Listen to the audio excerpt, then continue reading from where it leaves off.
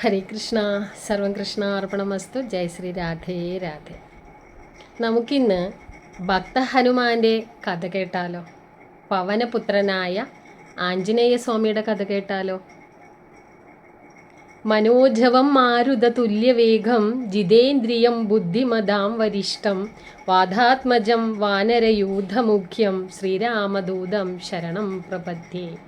പാടാൻ അറിയില്ല, പാടാൻ അറിയുന്നവർക്കൊക്കെ പാടാം. എനിക്കിങ്ങനെ പാടാനേ അറിയുന്നുള്ളൂ. അപ്പോൾ ആരാണ് ഹനുമാൻ? അതെല്ലാവർക്കും അറിയാം. എന്താണ് ഹനുമാൻ്റെ ഉദ്ദേശം? ആർക്കു വേണ്ടിയിട്ടാണ് ഈ ഒരു ഹനുമാൻ്റെ ജന്മം? നമ്മൾ ഹനുമാൻ്റെ ജന്മത്തിൻ്റെ കഥയിൽ ഫസ്റ്റ് പറഞ്ഞിട്ടുണ്ടായിരുന്നു, രാവണൻ സീത രാവണപുത്രിയോ. അതൊക്കെ ആ കഥ കേൾക്കാത്ത ആൾക്കാർ ആ കഥയൊന്ന് കേട്ട് കഴിഞ്ഞാൽ അവിടെ പായസപാത്രം റാഞ്ചിക്കൊണ്ട് പോകുന്ന പരുന്ത്, അതൊക്കെ നമ്മൾ കഥ ഞാൻ പറഞ്ഞു കഴിഞ്ഞതാണ്. അത് കേൾക്കാത്ത ആൾക്കാർ അതൊന്ന് കേട്ടിട്ട് ഈ കഥ കേട്ട് കഴിഞ്ഞാൽ കുറേ കൂടെ ഇതാവും. ശിവാംശമായിട്ടാണ്, ശിവശക്തിയോട് കൂടിയിട്ടാണ് ഭഗവാന്റെ അല്ലെങ്കിൽ എന്താ പറയുക ഹനുമാന്റെ ജന്മം എന്ന് പറയുന്നത്. ചൈത്ര പൂർണിമയിലാണ് നമ്മുടെ ഹനുമാൻ ജനിക്കുന്നത്. പവനപുത്രനായിട്ടുള്ള ഹനുമാൻ വാനരകുലത്തിലാണ് ജനിക്കുന്നത്. ശിവാംശമാണ്, അതുപോലെ തന്നെ ഭക്ത ശിരോമണിയാണ്, ഭക്തോത്തമനാണ്, ഭഗവാന്റെ പ്രിയപ്പെട്ട ഭക്തനും കൂടിയാണ്, ചിരഞ്ജീവിയാണ്, മരണമില്ല. സ്വയം മരണം എപ്പോൾ വേണോ അപ്പം ചോദിച്ച് മരിക്കാം, അതാണ് ചിരഞ്ജീവി. അതായത് ജരാനര ബാധ രോഗങ്ങളില്ലാതെ കാലാകാലം, അതായത് എനിക്ക് ആണ് ആ ചിരഞ്ജീവിത്വം കിട്ടിയെങ്കിൽ എനിക്ക് എപ്പോഴാണോ മരിക്കാൻ തോന്നുന്നത് അപ്പം മരിച്ചാൽ മതി, അപ്പോഴേ മരിക്കുള്ളൂ. അതുകൊണ്ടാണ് ഭക്തോത്തമൻ അല്ലെങ്കിൽ ചിരഞ്ജീവി എന്നൊക്കെ ഹനുമാനെ പറയുന്നത്. ഹനുമാന്റെ ജന്മത്തിന് വലിയ വലിയ കുറേ കാര്യങ്ങളുണ്ട്. അത് കുറേ കാര്യങ്ങളൊക്കെ നിങ്ങൾക്കും അറിയാവുന്നതാണ്. ഇതിൽ ഏറ്റവും കൂടുതൽ ഭഗവാനെ തിരിച്ചറിയുന്ന അല്ലെങ്കിൽ നമ്മുടെ ഹനുമാനെ തിരിച്ചറിയുന്നത് ഭഗവാന്റെ ഭൂമിയിലുള്ള അവതാരം കഴിഞ്ഞിട്ട് സ്വർഗാരോഹണം ചെയ്യുന്ന സമയമുണ്ട്. സ്വർഗാരോഹണം ചെയ്യുന്ന സമയത്ത് ഭഗവാൻ പോവുകയാണ്, വൃന്ദാവന ഗോലോകത്തേക്ക് പോവുകയാണ്. അത് നമ്മുടെ ഇവിടെയുള്ള വൃന്ദാവനം അല്ല, ഗോലോകത്തുള്ള വൃന്ദാവനം. വരിജാ നദിയും കടന്ന് അപ്പുറത്തുള്ള ആ പാലാഴിയിൽ പള്ളി കൊള്ളുന്ന ആ ഗോലോക വൃന്ദാവനത്തിലേക്ക് പോകാൻ നിൽക്കുന്ന സമയം ഹനുമാൻ പറയുന്നു, ഞാനും കൂടെ വരുന്നു ഭഗവാനെ, എനിക്കിവിടെ ഇരിക്കാൻ വയ്യ എന്ന് പറഞ്ഞിട്ട് രാമനോട് കരയുന്നുണ്ട് എന്നാണ് പറയുന്നത്. അപ്പോൾ അത് പാടില്ല, എന്നെ പറ്റി പറയാനായിട്ട് നീ ഇവിടെ ഉണ്ടാവണം. ഭൂമിയിൽ ശ്രീരാമനാമം എത്ര കാലം വരെ ഉണ്ടോ അത്ര കാലം വരെ നീ ജീവിക്കും. നമ്മുടെ ഭൂമിയിൽ ശ്രീരാമനാമം ഒരു തവണയെങ്കിലും ചൊല്ലാത്ത ആരെങ്കിലും ഉണ്ടോ? അപ്പോൾ ജീവനോടെ ഇന്നും ഹനുമാൻ എല്ലായിടത്തും വ്യാപിക്കുന്നു. നമ്മൾ കർക്കിടക മാസത്തിൽ മാത്രമാണ് നമ്മൾ രാമായണം വായിക്കുക, അല്ലേ? അങ്ങനെയല്ല, എപ്പോൾ വേണമെങ്കിലും നമുക്ക് രാമായണം വായിക്കാം. രാമായണം വായിക്കുമ്പോൾ ഏറ്റവും മുൻപന്തിയിൽ നമ്മുടെ ഉള്ളിൽ വെച്ച് നമ്മൾ വായിക്കുമ്പോൾ നമ്മുടെ വീട്ടിൻ്റെ ഉള്ളിൽ തന്നെ ഹനുമാൻ വന്നിരിക്കുന്ന പറയുക, ഏറ്റവും ഫ്രണ്ടിൽ ഭഗവാൻ വന്നിരിക്കുന്ന പറയുക. അപ്പോൾ ഭൂമിയിലുള്ള ഓരോ സർവ്വജീവജാലങ്ങളിൽ നിന്നും രാമമന്ത്രം മുതിർന്നിട്ടുണ്ടെങ്കിൽ ഹനുമാൻ ഇപ്പോഴും ജീവനോടെ ഉണ്ട് എന്നാണ് പറയപ്പെടുന്നത്. അതിനൊക്കെ വിശ്വാസം വേണം. അങ്ങനെയാണ് ശ്രീരാമനാമം ഉള്ളവരെ നീ ജീവിക്കുമെന്ന് ഭഗവാൻ പറഞ്ഞിട്ട് ഞാൻ പോകുകയാണ് വൃന്ദാവന ഗോലോകത്തേക്ക്, നീ വരണ്ട, ഇവിടെ ഇരിക്കൂ എന്ന് പറഞ്ഞ് ആക്കിയിട്ട് പോയതാണ്. ഭക്ത ഹനുമാൻ ഇപ്പോഴും ജീവിക്കുന്നു, എല്ലായിടത്തും ജീവിക്കുന്നു എന്നാണ് പറയപ്പെടുന്നത്. ആ ഭക്ത ഹനുമാനായിട്ടുള്ള നമ്മുടെ ഹനുമാന്റെ കഥയൊന്ന് കേട്ടാലോ? ശ്രീരാമന്റെ വിജയത്തിന്റെ പിന്നിൽ ഏറ്റവും വലിയ സ്രോതസ്സായിട്ട് നിന്നത് ഹനുമാൻ തന്നെയാണ്. രാമായണം, സീത, അല്ലേ? ആ ഒരു വിജയം എന്ന് പറഞ്ഞത് ഏറ്റവും കൂടുതൽ പ്രവർത്തിച്ചത് ആര് തന്നെയാണ്? ഹനുമാനാണ്. ശ്രീരാമന്റെ പരിപൂർണത എന്നാണ് ഹനുമാനെ പറയുന്നത്. ഹനുമാൻ ശ്രീരാമന്റെ വേറൊരു രൂപം കൂടിയിട്ടാണെന്ന് പറയപ്പെടുന്നു. അപ്പോൾ പരിപൂർണമാവണമെങ്കിൽ, ശ്രീരാമൻ എന്ന പദത്തിനൊരു പരിപൂർണത വരണമെന്നുണ്ടെങ്കിൽ അവിടെ ഹനുമാൻ വേണം എന്നുള്ളതാണ്. സീതയെ കണ്ടുപിടിക്കാൻ എന്തോരം കഷ്ടപ്പെട്ടു, അല്ലേ? സീതയെ കണ്ടുപിടിക്കാൻ വേണ്ടിയിട്ട് ഹനുമാൻ ചെയ്ത കാര്യങ്ങളൊക്കെ നിങ്ങൾക്കറിയാം. അതുപോലെ രാമായണം എഴുതിയിട്ടുണ്ടെങ്കിൽ ആ രാമായണത്തിൻ്റെ കഥ പരിപൂർണമാകണമെങ്കിൽ അവിടെ ഹനുമാൻ വരണം എന്നുള്ളതാണ്. ഹനുമാൻ ഇല്ലെങ്കിൽ ആ രാമായണവും ആ ത്രേതായുഗവും ശ്രീരാമനും സീതയും ലക്ഷ്മണനും ആരും ഇല്ല എന്നുള്ളതാണ്. അങ്ങനെ സീതയെ കട്ടുകൊണ്ടുപോയി ലങ്കയിലേക്ക് രാവണൻ, അവിടെ അങ്ങനെ എല്ലാവരും ചേർന്ന് അവസാനം അത് കണ്ടുപിടിക്കുന്നു. അതെല്ലാം തീർത്ത് അവിടെയൊക്കെ തല്ലി തകർത്ത് യുദ്ധമൊക്കെ കഴിഞ്ഞ് സീതേനെയും കൂട്ടിയിട്ട് രാവണനെയും കൊന്ന് സീതേനെയും ലക്ഷ്മണനെയും ശ്രീരാമനെയും കൊണ്ട് അയോധ്യയിലേക്ക് വരുന്ന ആ സമയം രാവണ യുദ്ധത്തിൽ സഹായിച്ച എല്ലാവരും ഉണ്ടായിരുന്നു. ആ രാവണ യുദ്ധത്തിന് വേണ്ടിയിട്ട് സഹായിച്ച ആ അണ്ണാങ്കുഞ്ഞു പോലും അണ്ണാങ്കുഞ്ഞൻ തന്നാലായതെന്നൊരു ചൊല്ല് വരാൻ തന്നെ അവിടെ നിന്നാണ്. ചെറിയൊരു കല്ലെടുത്തിട്ട് കൊണ്ടുപോകുക. അപ്പോൾ പറയും ഇതൊന്നും വേണ്ടെന്ന് പറഞ്ഞ് എടുത്തെറിയുന്ന സമയത്ത് വീണ്ടും അണ്ണാങ്കുഞ്ഞ് ആ കല്ലെടുത്തിട്ട് പോകും, വീണ്ടും എടുത്തെറിയും. അങ്ങനെ എടുത്തെറിഞ്ഞ് അവസാനം എന്ത് ചെയ്തു, അണ്ണാങ്കുഞ്ഞിനെ എടുത്തെറിയുന്നില്ല. ആ കഥയൊക്കെ ഭയങ്കര രസമായിട്ടുള്ളതാണ്. അപ്പോൾ ചെറിയ ഏതൊക്കെ ജീവികളാണോ ആ സേതുബന്ധനത്തിന് വേണ്ടി അല്ലെങ്കിൽ ആ രാമായണത്തിൻ്റെ ആ ലങ്കയിൽ നടന്ന അല്ലെങ്കിൽ രാവണ യുദ്ധത്തിന് സഹായിച്ചത്, അവരെല്ലാവരും തന്നെ ഇവരോടൊപ്പം അയോധ്യയിലേക്ക് വരികയാണ്. എന്തിനാണ് വരുന്നത്? പട്ടാഭിഷേകം, ശ്രീരാമസീത പട്ടാഭിഷേകം കാണുന്നതിന് വേണ്ടി, നടത്തുന്നതിന് വേണ്ടിയിട്ടാണ് അവർ വരുന്നത്. ലങ്കാപതിയായിട്ടുള്ള വിഭീഷണൻ, അപ്പോൾ രാവണൻ മരിച്ചു, രാവണനെ കൊന്നതിന് ശേഷം അവിടെ ലക്ഷ്മണനും ശ്രീരാമനും ഒക്കെ ചേർന്നുകൊണ്ട് വിഭീഷണനെ അവിടെ രാജാവാക്കി മാറ്റുകയാണ് ചെയ്യുന്നത്. അപ്പോൾ അവരും വരുന്നുണ്ട്. പട്ടാഭിഷേകത്തിന് വേണ്ടിയിട്ട് അയോധ്യയിലേക്ക് എത്തുകയാണ് എല്ലാവരും സന്തോഷമായിട്ട് ഇരിക്കുന്നു. കിഷ്കിന്ധയിൽ നിന്ന് കുറേ വാനരന്മാരുണ്ട്. കിഷ്കിന്ധയിലാണല്ലോ വാനരൻ ഉണ്ടാവുന്നത്. ആ കഴിഞ്ഞ കഥയിൽ പറഞ്ഞിട്ടുണ്ടായിരുന്നല്ലോ. അപ്പോൾ ലങ്കയിൽ നിന്ന് വിഭീഷണനും ഉണ്ട്. ഭഗവാനെ യുദ്ധത്തിൽ സഹായിച്ച അങ്ങനെ മൊത്തത്തിൽ എല്ലാവരും ഇങ്ങനെ വന്ന് നിരന്ന് നിൽക്കുകയാണ്. എന്നിട്ട് ഭഗവാൻ പറയുകയാണ്, എല്ലാവരോടും നന്ദി പറയുകയാണ്. എല്ലാവരും എന്നെ ഹെൽപ്പ് ചെയ്തല്ലോ, അതിന് വളരെയധികം സന്തോഷമുണ്ടെന്ന് നന്ദി പറയുകയാണ്. എന്നിട്ട് നിങ്ങൾ എല്ലാവരുടെ അടുത്തും പറയുകയാണ്, ഭഗവാൻ പറയുകയാണ്, ശ്രീരാമൻ പറയുകയാണ്, നിങ്ങൾക്ക് എന്തെങ്കിലും ആഗ്രഹമുണ്ടെങ്കിൽ പറഞ്ഞോളൂ, വരം ചോദിച്ചോളൂ, ഞാൻ തരാം എന്ന് പറയുകയാണ്. എല്ലാവരും വേണ്ട വേണ്ട വേണ്ട വേണ്ട, നമുക്ക് ഭഗവാനെ മാത്രം മതി എന്ന് പറയും. അങ്ങനെ ഭഗവാന്റെ നിർബന്ധത്തിന് അങ്ങനെ അത് പറഞ്ഞാൽ പറ്റില്ല. എന്തെങ്കിലും പറയൂ, എന്തെങ്കിലും ചോദിക്കൂ എന്ന് നിരന്തരം ചോദിച്ചു കഴിഞ്ഞാൽ അങ്ങനെ പ്രസ് ചെയ്ത് ചോദിച്ചപ്പോൾ എല്ലാവരും ഇങ്ങനെ ഓരോന്ന് ആവശ്യപ്പെടും.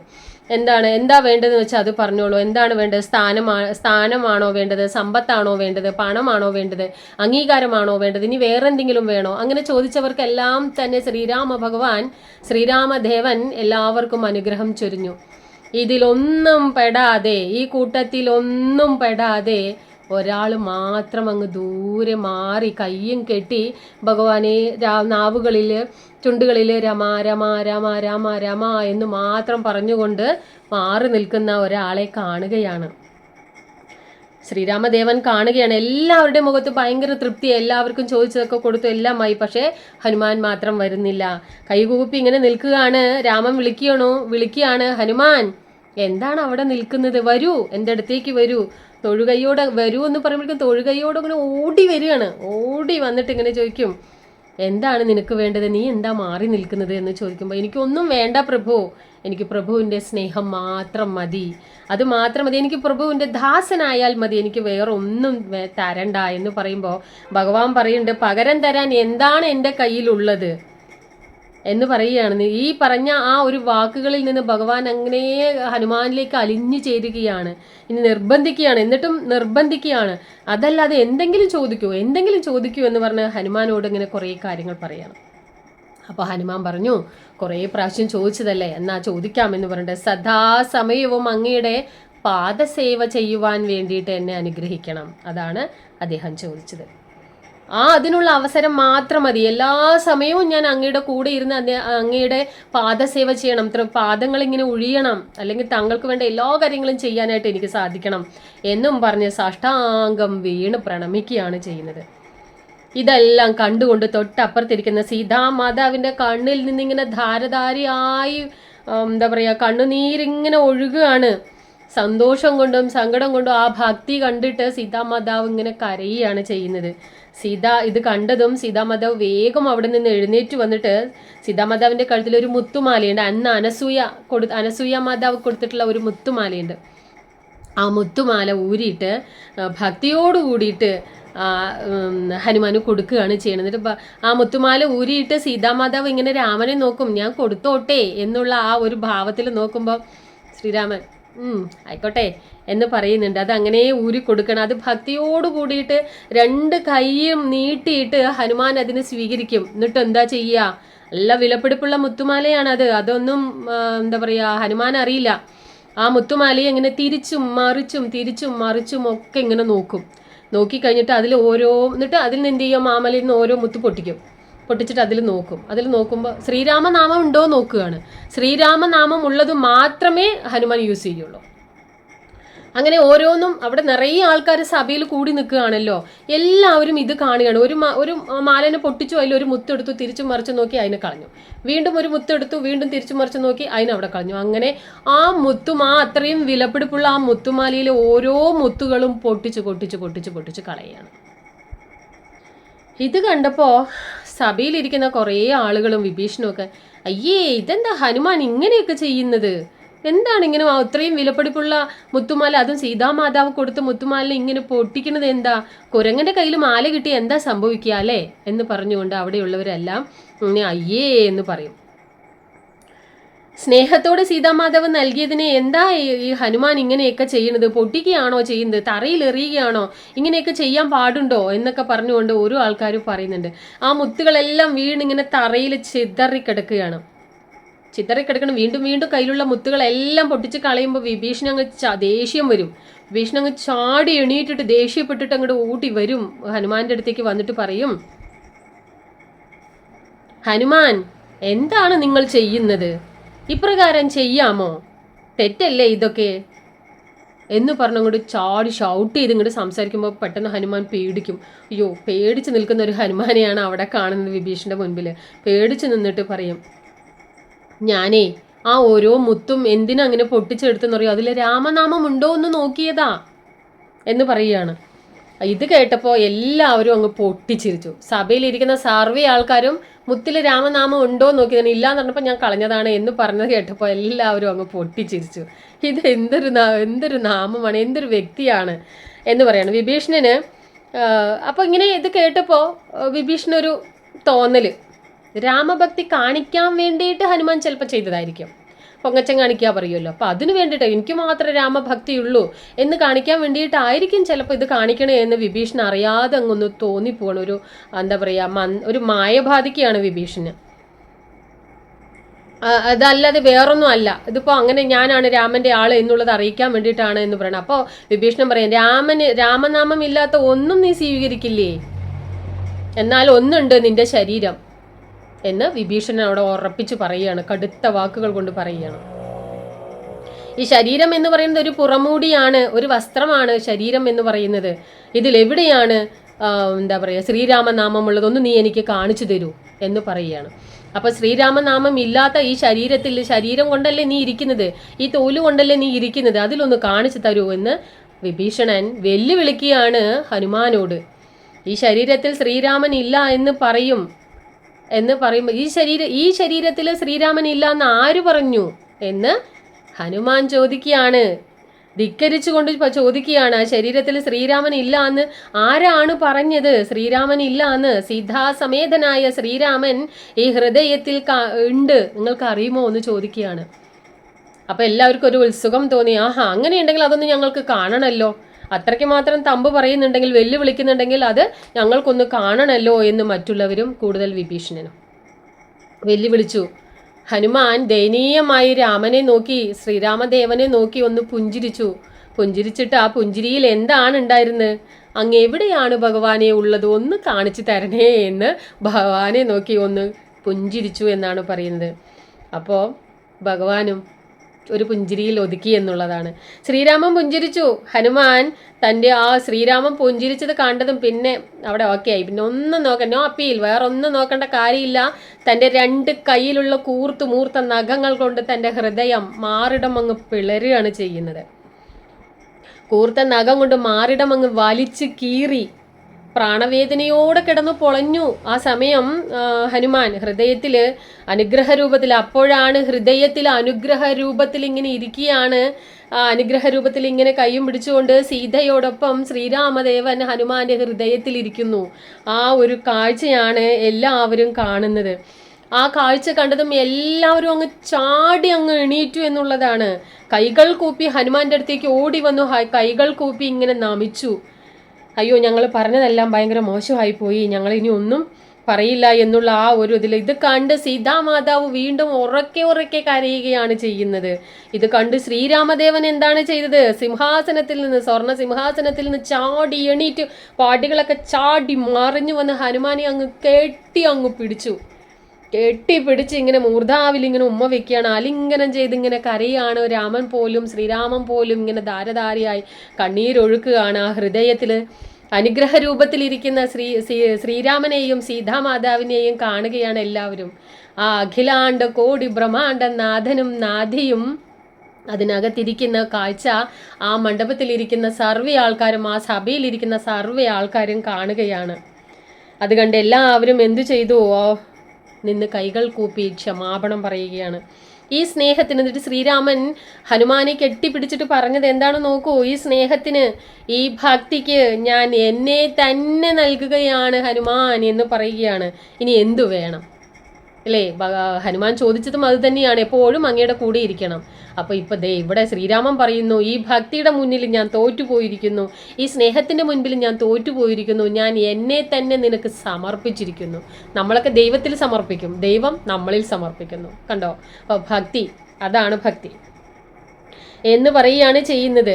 അങ്ങനെ അയോധ്യയിൽ പട്ടാഭിഷേകത്തിന് ശേഷം എല്ലാവരും പിരിയുകയാണ്. അങ്ങനെ അതെല്ലാം കഴിഞ്ഞ് പട്ടാഭിഷേകമൊക്കെ കഴിഞ്ഞു. എല്ലാവരും വന്ന ആൾക്കാരെല്ലാം അവരവരുടെ നാട്ടിലേക്ക് തന്നെ തിരിച്ചു പോകണം.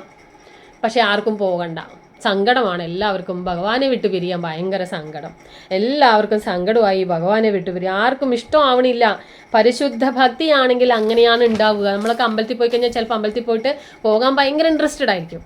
പോയിട്ട് തിരിച്ചു വരുമ്പോൾ അയ്യോ ഇനി എപ്പോഴാണ് നമ്മൾ വരിക എന്ന് പറയുന്നത് പോലെയാണ്. എല്ലാവരും പട്ടാഭിഷേകത്തിന് വന്നു, ഇവിടെയൊക്കെ ഇരുന്ന് കുറേ ദിവസങ്ങളൊക്കെ ആയി. പക്ഷേ പോകേണ്ട ദിവസമായപ്പോൾ ആർക്കും ഇഷ്ടമാവണില്ല. ശ്രീരാമനാമം എവിടെയോ അവിടെ സ്നേഹം ഉണ്ടാവും എന്നാണ് പറയുക. അപ്പം നമ്മുടെ ഹൃദയത്തിൽ അങ്ങനെയാണെങ്കിൽ ആ ശ്രീരാമനാമം പറയുന്നയാളുടെ ഹൃദയത്തിൽ, ഹനുമാന്റെ ഹൃദയത്തിലുള്ളത് പോലെ തന്നെ നമ്മുടെ ഹൃദയത്തിലും ഹനുമാൻ വസിക്കും, ഈശ്വരനും വസിക്കും എന്നുള്ളതാണ്. എന്നുകൂടി കാണിക്കുവാൻ വേണ്ടിയിട്ടാണ് ഹനുമാൻ ഈ ഒരു രംഗം അവിടെ വെച്ചത്. അല്ലെങ്കിൽ ഭഗവാൻ ആ ഒരു ലീല ആടിയത് ചിലപ്പോൾ നമ്മളെ പോലുള്ള ഈ കലിയുടെ കാലഘട്ടത്തിൽ കൽമഷമൊക്കെ തീർക്കാൻ വേണ്ടിയിട്ട് വളരെ പ്രയാസപ്പെട്ടുകൊണ്ടിരിക്കുന്ന, അല്ലെങ്കിൽ എന്ത് ശരി പറഞ്ഞാലും തെറ്റു മാത്രം കാണുന്ന ഈ കലിയുടെ കാലഘട്ടത്തിലേക്ക് ഹനുമാനെ വെച്ചുകൊണ്ട് ഭഗവാൻ ഒരു ലീലയാടി നമുക്ക് മനസ്സിലാവാൻ വേണ്ടി, അല്ലെങ്കിൽ നമ്മുടെ ഉയർച്ചയ്ക്ക് വേണ്ടിയിട്ട്. അപ്പം നമ്മളും അങ്ങനെ ആയി മാറണം എന്നുള്ളതാണ്. നമ്മൾ ഒരു ചുവട് വെച്ച് ഭഗവാന്റെ അടുത്തേക്ക് പോയാൽ ഭഗവാൻ 1000 ചുവട് വെച്ച് നമ്മുടെ അടുത്തേക്ക് വെക്കും, അടുത്ത് ഓടി വരുന്ന പറയാം. അപ്പോൾ കണ്ടില്ലേ ഹനുമാൻ ഇങ്ങനെ ഹൃദയം പിളർന്നതും അതിനകത്ത് കണ്ടത് എന്താണ്? അപ്പോൾ ഹനുമാൻ നിന്നവിടെ നിന്നിട്ടാണ് ഇങ്ങനെ ചെയ്തതെങ്കിലും ദൂരെ ഇരുന്നുകൊണ്ട് സിംഹാസനത്തിലിരുന്ന് ചാടി മറിഞ്ഞ് ഓടി വന്ന് ഭഗവാൻ ആരുടെ അടുത്തേക്ക് എത്തി? തൻ്റെ ശിരോമണിയുടെ അടുത്തേക്ക് എത്തി, അല്ലെങ്കിൽ തൻ്റെ ഭക്തോത്തമനായ ഹനുമാന്റെ അടുത്തേക്ക് ഓടി എത്തി എന്നുള്ളതാണ്. എന്തുകൊണ്ടാണത്? ഇഷ്ടം കൊണ്ട്, ഭക്തി കൊണ്ട്. അപ്പൊ തിരിച്ചു വരും എന്നുള്ളതാണ്. നമ്മൾ ഭക്തി എങ്ങനെയാണ് കാണിക്കേണ്ടത്? നിഷ്കാമമായിട്ടാണ് കാണിക്കേണ്ടത്, സ്നേഹമായിട്ടാണ് കാണിക്കേണ്ടത്. അങ്ങനെയാണെങ്കിൽ ചിരഞ്ജീവിയായ ഹനുമാന്റെ ജീവിതത്തിലൂടെ നമുക്കും കാണിച്ചു തരുന്നത് അതാണ്. നമ്മൾ അതാണ് അതിലെ പാഠം എടുക്കേണ്ടത്. ഭഗവാനെ ഒരിക്കലും പിരിയാൻ ആർക്കും സാധിക്കില്ല. നമുക്ക് സാധിക്കുമോ? നമ്മൾ പെട്ടെന്നൊരു സങ്കടം വന്നാലും അയ്യോ ഭഗവാനെ, സന്തോഷം വന്നാലും അയ്യോ ഭഗവാനെ എല്ലാം നമ്മൾ പറയുന്നില്ലേ? ആർക്കും ഭഗവാനെ നമുക്ക് ഒരിക്കലും എന്ത് ചെയ്യാൻ പറ്റില്ല? പിരിയാൻ പറ്റില്ല. ഏതുപോലെ? കൃഷ്ണനും രാധയും പോലെ. കൃഷ്ണൻ രാധയെ പിരിയാൻ ഇഷ്ടമില്ല, രാധയ്ക്ക് കൃഷ്ണനെ പിരിയാനും ഇഷ്ടമില്ല. അതായത് വൃന്ദാവന ഗോലോകത്തിൽ മാത്രമാണ് കൃഷ്ണനും രാധയും ഒന്നിച്ച് ജീവിക്കുന്നത്. ഭൂമിയിലെ വൃന്ദാവന ഗോലോകത്തിൽ അവർ പിരിഞ്ഞിരിക്കുന്നു. അത് നാരദ മഹർഷി പണ്ട് ശാപം കൊടുത്തതാണ്. ആ ശാപമാണ് ഇവിടെ പിരിഞ്ഞിരിക്കേണ്ട, 100 വർഷം പിരിഞ്ഞിരിക്കണമെന്ന് പറഞ്ഞത്. ആ ശാപമാണ്. ഭൂമിയിൽ ഒരിക്കലും കൃഷ്ണനും രാധയും ഒന്നിക്കുന്നില്ല. പ്രണയം ഉണ്ടെന്ന് മാത്രമേ ഉള്ളൂ. പക്ഷെ അതൊരിക്കലും എന്തല്ല, ശാശ്വതമാകുന്നില്ല. അത് എവിടെയാണ്? വൃന്ദാവന ഗോലോകത്തിൽ മാത്രമാണ് ആ പ്രണയം നടക്കുന്നത്. അവിടെയാണ്. അതായത് കൃഷ്ണനും രാധയിൽ നിന്നാണ് ബാക്കിയെല്ലാം. ലക്ഷ്മി, അഷ്ടസഖികൾ, 1008 ഭാര്യമാരെന്ന് പറഞ്ഞ എല്ലാം തന്നെ വരുന്നത് പിന്നെയാണ്. കൃഷ്ണനും രാധയിൽ നിന്നാണ് എല്ലാം ഉണ്ടാവുന്നത് എന്നാണ് പറയുന്നത്. അപ്പോൾ ഒരിക്കലും പിരിയുകയില്ല എന്നാണ് പറയുന്നത്. കൃഷ്ണനും രാധയും അതിന് ഉത്തമ ഉദാഹരണമായിട്ടാണ് നമുക്കിടയിൽ ഉണ്ടാവുന്നത്. അതിന് വേറൊരു ഉദാഹരണമാണ് ഹനുമാൻ. ഇനി ഈ ഹനുമാൻ ഇപ്പോൾ ഉണ്ടോ എന്നൊക്കെ ചില ആൾക്കാർ ചോദിക്കും അല്ലേ? എല്ലാം നമുക്ക് ഉണ്ട് എന്നൊന്നും നമുക്ക് പറയാൻ പറ്റില്ല. ഇപ്പൊ അങ്ങനെ ഹനുമാൻ മാത്രമല്ല, ഇപ്പൊ എന്തെങ്കിലും വേറെ എന്തെങ്കിലുമൊക്കെ കാര്യങ്ങൾ ഉണ്ടെങ്കിൽ നമുക്ക് ഉണ്ട് എന്ന് ഇല്ലാന്നോ രണ്ടും പറയാൻ പറ്റാത്തൊരവസ്ഥയാണ്. എന്നാൽ ഇങ്ങനെയൊരു എന്താ പറയുക കഥകൾ കേൾക്കുന്നുണ്ട്. ഹിമാലയത്തിൽ എവിടെയൊക്കെയോ ഒരു അതീന്ദ്രിയമായിട്ടുള്ള ചില ലോകങ്ങൾ ഉണ്ടെന്ന് പറയപ്പെടുന്നു. ഹിമാലയത്തിൻ്റെ ഓരോ ഭാഗങ്ങളും കിന്നരന്മാർ, അതുപോലെ കുറേ ഉണ്ടല്ലോ, കുറേ കിന്നരന്മാരുണ്ട്, പിന്നെ എന്താണ് ചാരണന്മാർ, അങ്ങനെ കുറേ സമൂഹത്തിലുള്ള പണ്ടത്തെ യാദവംശകാലത്ത് ഉണ്ടായിരുന്ന കുറേ സമയം. ഇപ്പോൾ ഹിമാലയ പർവ്വതത്തിൻ്റെ ഓരോ ഭാഗത്ത് ഇങ്ങനെ ഓരോ ആളുകളാണ് ഉള്ളത്. ഗന്ധർവന്മാർ, അങ്ങനെ എല്ലാം ഉണ്ട് എന്നുള്ളതാണ് ഇപ്പോഴും പറയപ്പെടുന്നത് കേട്ടോ. അതിന് ഹിമാലയത്തിൽ തന്നെ പോയിട്ട് നമ്മൾ ഇരിക്കണം, ഭക്തിയോടുകൂടി ഇരിക്കണം. വെറുതെ പോയിരുന്നിട്ട് ഫുഡ് അടിക്കാൻ വേണ്ടി പോയിരുന്നാൽ കാണൂല. നമ്മൾ ഭക്തിയോട് കൂടിയിട്ട് അവിടെ ഇരുന്ന് കഴിഞ്ഞാൽ നമുക്കത് കാണാൻ പറ്റും എന്നാണ്, ഭക്തി ഉണ്ടെങ്കിൽ കാണാൻ പറ്റും എന്നാണ് പറയുന്നത്. നമ്മൾ പത്രത്തിലൊക്കെ നമുക്ക് ചിലപ്പോൾ പത്രത്തിലോ അതുപോലെ തന്നെ മീഡിയാസിലൊക്കെ നമുക്ക് കാണാൻ പറ്റും, വൃദ്ധനായ ഹനുമാനെ പോലെ പൂജിക്കുന്ന ഒരാൾ എന്നൊക്കെ പറഞ്ഞിട്ട് നമുക്ക് കാണിക്കാൻ പറ്റും. അതൊക്കെ സത്യമായിട്ടുള്ള ഒരു കാര്യമാണെന്ന് പറയപ്പെടുന്നു. അത് പല ബുക്കുകളിലും വായിക്കുമ്പോഴും നമുക്കത് അറിയാൻ പറ്റുന്നുണ്ട്. അപ്പോൾ ഹിമാലയത്തിൻ്റെ മറ്റെവിടങ്ങളിലൊക്കെയോ ആയിട്ടുള്ള അതീന്ദ്രിയമായിട്ടുള്ള, നമ്മുടെ കണ്ണുകൾക്ക് അതീതമായി നിൽക്കുക കിന്നരന്മാരൊക്കെ കേട്ടിട്ടുണ്ട്. കിന്നരന്മാർ അതൊക്കെ അവിടെ ഹിമാലയത്തിൻ്റെ സൈഡുകളിലുള്ളതാണ്. അപ്പോൾ അതീന്ദ്രിയമായിട്ടുള്ള ചില ലോകങ്ങൾ ഇപ്പോഴും ഉണ്ടെന്ന് പറയപ്പെടുന്നുണ്ട്. അത് എവിടെയാണ് കൂടുതൽ പറയുന്നത്? ഭാഗവതം 5-ാം സ്കന്ധത്തിൽ അത് പറയുന്നുണ്ട്. ഭാഗവതത്തിലെ 5-ാം സ്കന്ധം എടുത്ത് നോക്കിക്കഴിഞ്ഞാൽ നമുക്കറിയാൻ പറ്റും. ജംബുദ്വീപത്തിൽ ഭാരതവർഷത്തിൽ കിം പുരുഷ വർഷത്തിനടുത്താണ്.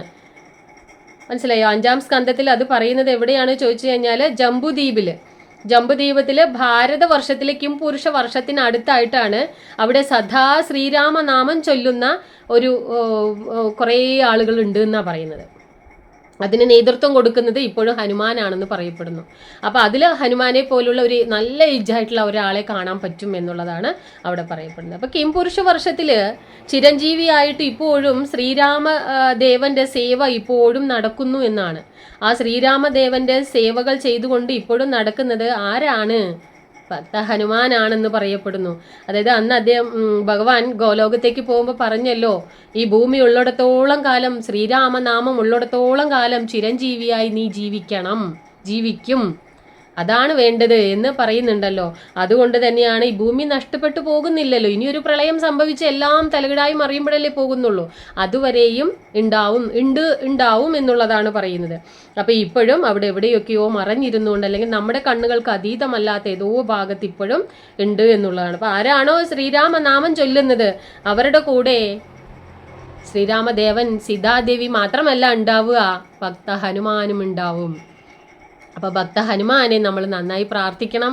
നമുക്ക് പേടിയൊക്കെ ഉണ്ടാവുമ്പോൾ പേടി മാറാനായിട്ടും ദുഃഖവും ദുരിതമൊക്കെ ഉണ്ടെങ്കിൽ അത് മറികടക്കാൻ വേണ്ടിയിട്ട്, അത് റിക്കവർ ചെയ്യുന്നതിന് വേണ്ടിയിട്ട്, നമ്മൾക്ക് ഭഗവാന്റെ അനുഗ്രഹം നേടുന്നതിന് വേണ്ടിയിട്ടും ഒക്കെ ഭഗവാനെ നമ്മൾ പ്രാർത്ഥിക്കണം എന്നുള്ളതാണ്. അപ്പോൾ നമ്മൾ ചെറിയ കുട്ടികളൊക്കെ ആയിരിക്കുമ്പോൾ പേടി സ്വപ്നങ്ങളൊക്കെ കാണുന്ന സമയത്ത് പറയില്ലേ, അലത്തി ഒരു ഹനുമാനെ ദുസ്വപ്നം കാണുമ്പോൾ അങ്ങയുടെ വെള്ളിവാലുകൊണ്ട് ഞങ്ങളെ തട്ടിമുട്ടി ഉണർത്തണേ എന്നൊക്കെ പറഞ്ഞ് നമ്മൾ പ്രാർത്ഥിച്ച് കിടക്കില്ലേ. അതൊക്കെ പറയുന്നതിൽ ഒരു അർത്ഥമുണ്ട് എന്നുള്ളതാണ്. കാരണം അത്രയും ശക്തിയാണ്, ഭയങ്കര പവർഫുൾ ആയിട്ടുള്ള ഒരാളാണ് ഹനുമാൻ എന്ന് പറയുന്നത്. അതുപോലെ ചിരഞ്ജീവിയാണ്, അതുപോലെ തന്നെ ഭക്തോത്തമനാണ് ഈശ്വരൻ എന്ന് പറഞ്ഞാൽ അതിന് വേറൊരു ഭാഗം പറയാനില്ല. അത്രയും പ്രിയപ്പെട്ടതായി കരുതുന്ന ഒരാളാണ് ഭക്ത ഹനുമാൻ. അപ്പോൾ ഹനുമാന്റെ കഥ ഇഷ്ടപ്പെട്ടു എന്ന് വിചാരിക്കട്ടെ ഞാൻ. ഇനി അടുത്ത ടോപ്പിക്കിൽ അടുത്ത കഥയുമായിട്ട് വരാം. യദുകുലം ചാനൽ എല്ലാവരും കാണണം.